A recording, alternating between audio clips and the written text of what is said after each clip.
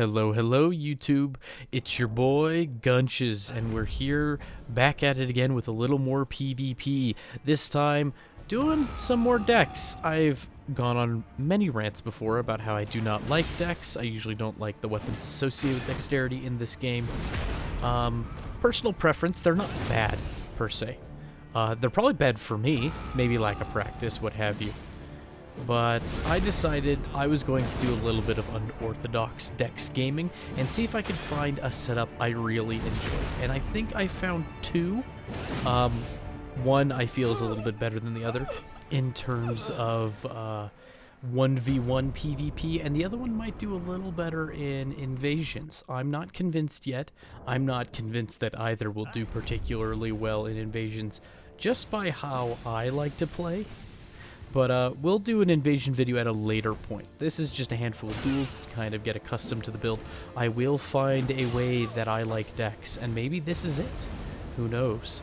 I do know that putting a dismounter or a curved sword in the main hand and a strong dagger in the offhand, it's a pretty meaty combo for one-on-ones. It's not perfect by any means, but it has a few strong suits that I really like. For one, you can really control the area when people are right up against you.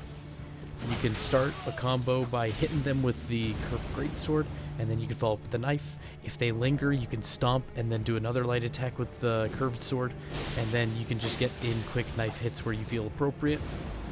Because you are getting all these hits close together, the Millicent prosthesis is giving you a little extra damage buff if you happen to chain all these together.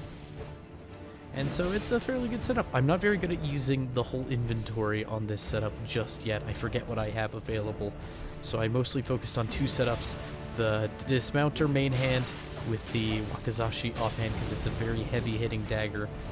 If you need an offhand dagger, wakizashi for most builds is probably going to be your pick in terms of raw damage.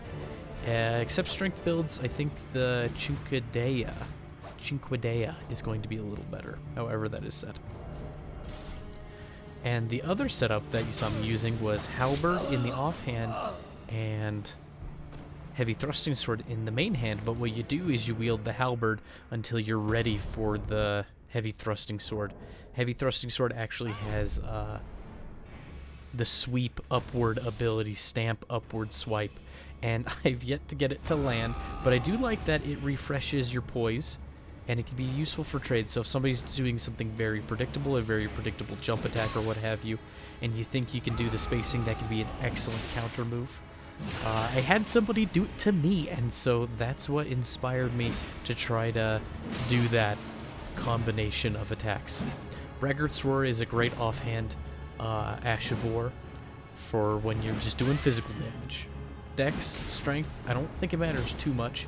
As long as you're going pure physical, Braggart's Roar will give you a nice little buff there. And it also changes your heavy attacks.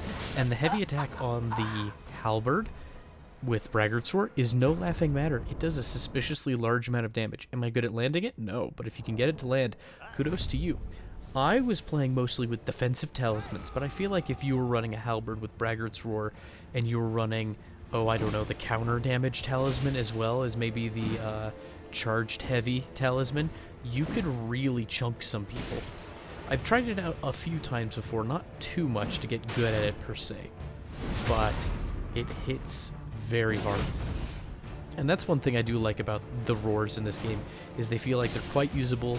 You can slap them on different weapons and get lots of different effects. The roars in Dark Souls 3 I felt were rather lackluster.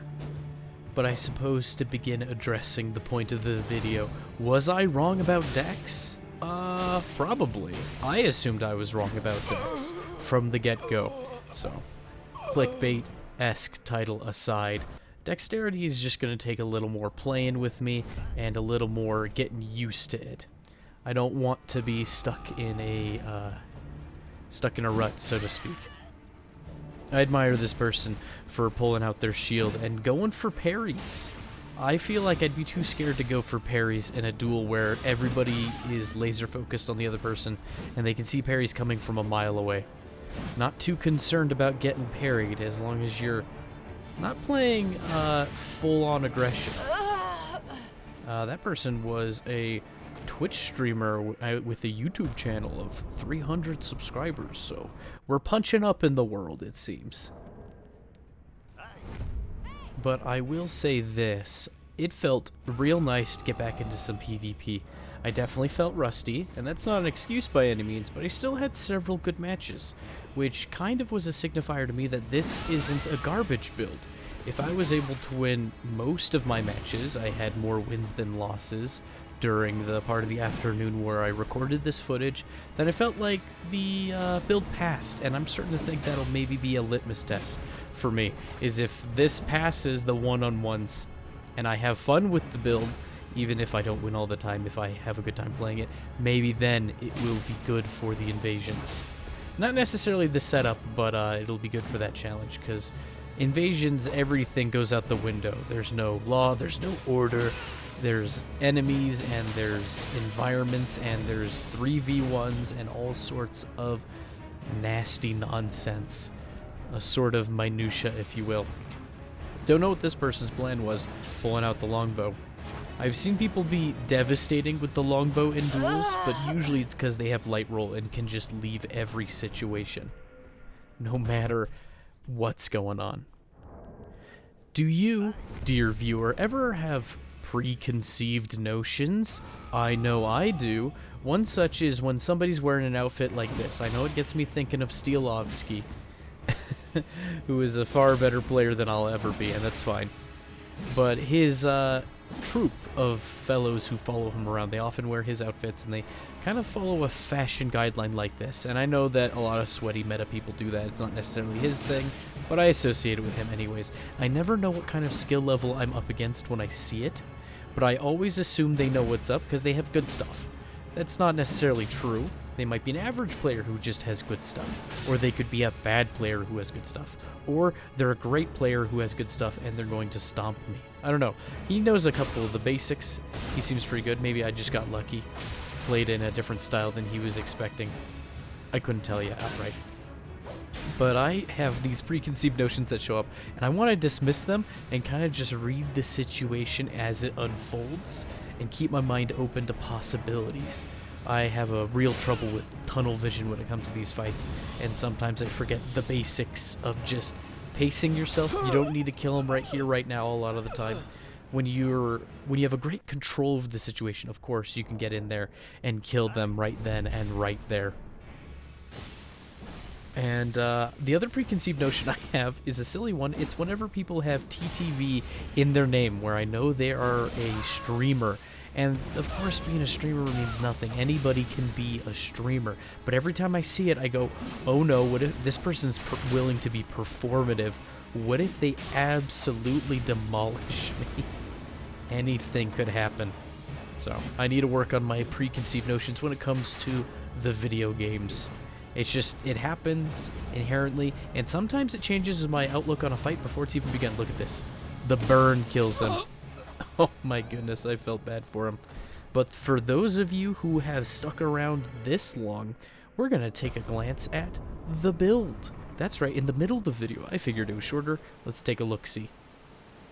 I think I'd take a little bit too long to get situated, but we do the hello, we look at the physic. Yep, lightning boosting, because most of my weapons have lightning on them. The others have keen, of course.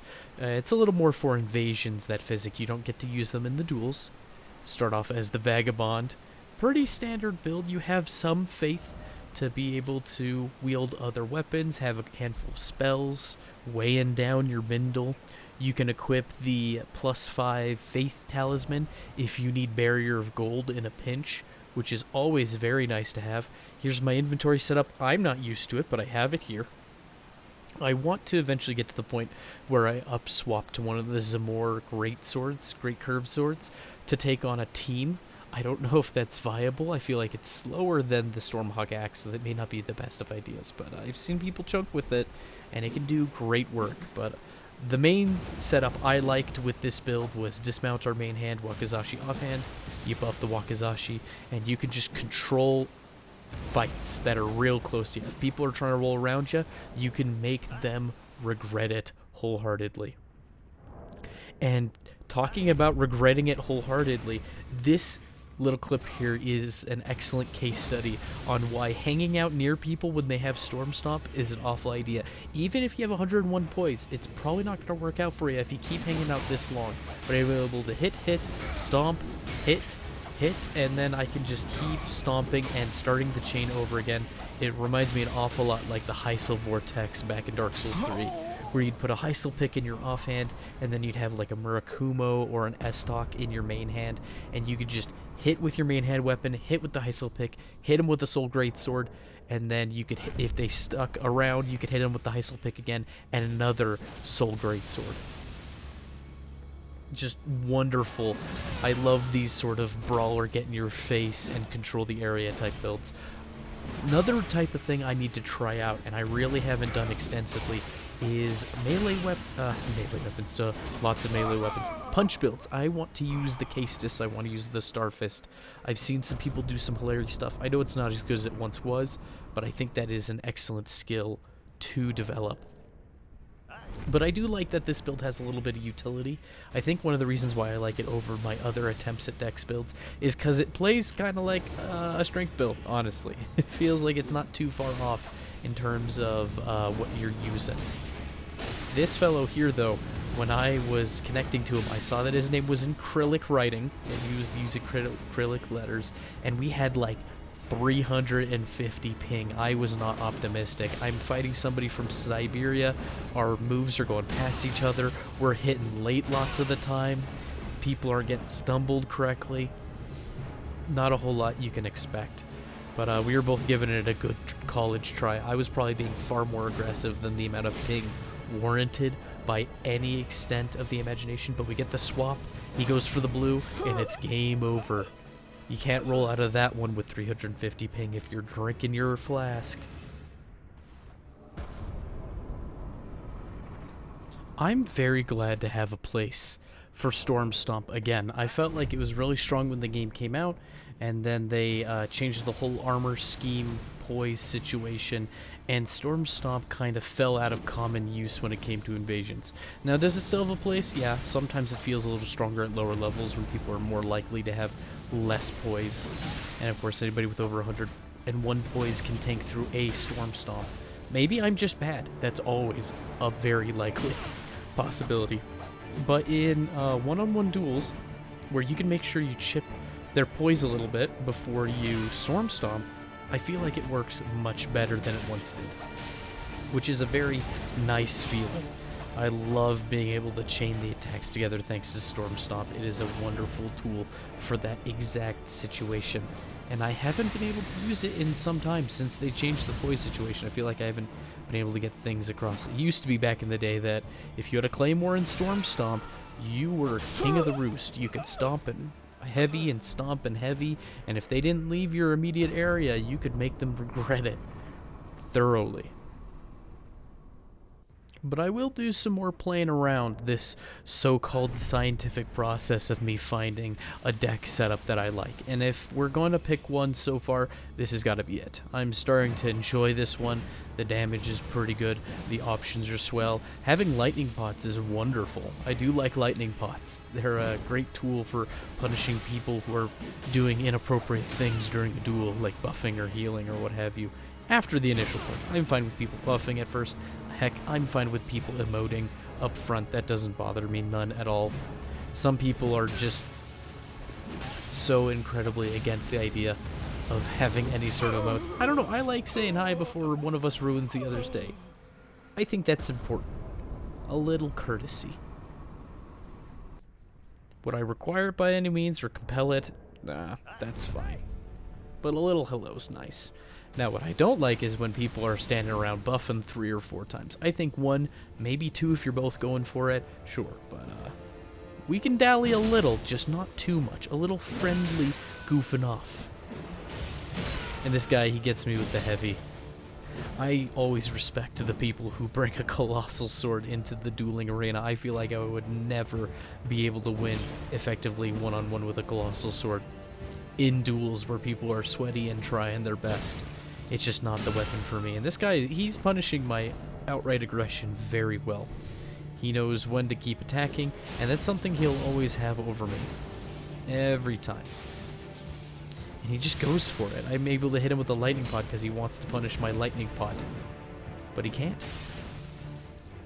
I feel like it's been a good while since I've made some PvP content, and in a sense it has. Recently, if you're paying attention to the channel in any respect, I made the lore recap videos for my main playthrough lore deep dive part of the channel, and I actually took the time to throw together some scripts for the video.